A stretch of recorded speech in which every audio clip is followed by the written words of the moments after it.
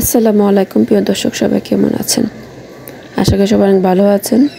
আজকে বানাবো ডালের বড়ি। তো ডালের বড়ির জন্য আমি সারা রাতের জন্য মুগ ডাল ভিজিয়ে রেখে দিয়েছিলাম।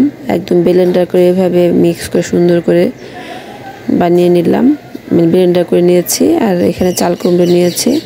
যেহেতু 3 ভাগের ডাল, কিন্তু 2-3 ভাগ এখানে চাল কুমড়া লাগবে 1 ভাগ। তো চাল কুমড়াটা আমি ছালটা ছাড়িয়ে একটু গ্রেট করে নেব, কারণ গ্রেট করে নিতে হবে, একদম মিহি মিহি হতে হবে। তো 1 পিসে আমার হয়ে যাবে, বেশি লাগবে না। তো 2 পিস নিয়েছিলাম কেটে, যদি লাগে আর কি। তো এখানে আমি সুন্দর করে এইভাবে সবগুলো গ্রেট করে নিব।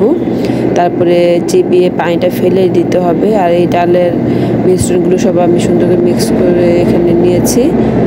আর হলো কি শব্দ আসতেছে, আল্লাহ, কীভাবে কথা বলবো। তারপরে হলো এই তো চিবিয়ে আমি পানিগুলি ফেলে দিচ্ছি চাল কুমড়া।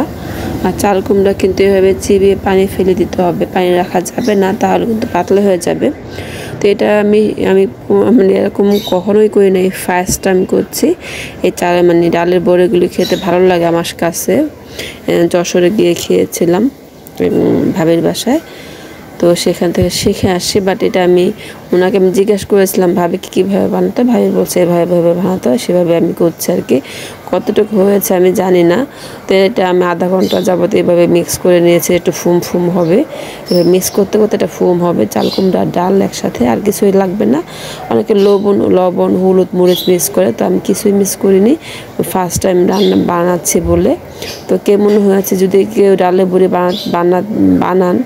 বানাতে পারেন, কমেন্টস করে জানাতে পারেন যে ঠিক হয়েছে কিনা, একটু জানাবেন।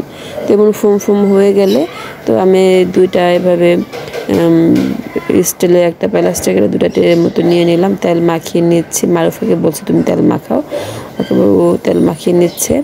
আর এটা এভাবে করে আমি দিচ্ছিলাম। মানে আমি অনেকবার খেয়েছি, আমার কাছে ভালো লেগেছে।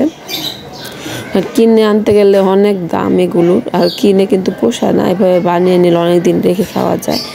আর 1 কেজি ডাল দিয়ে আমার অনেকগুলো হয়েছে মাশাআল্লাহ। দিলে রোদে শুকিয়ে নিলাম।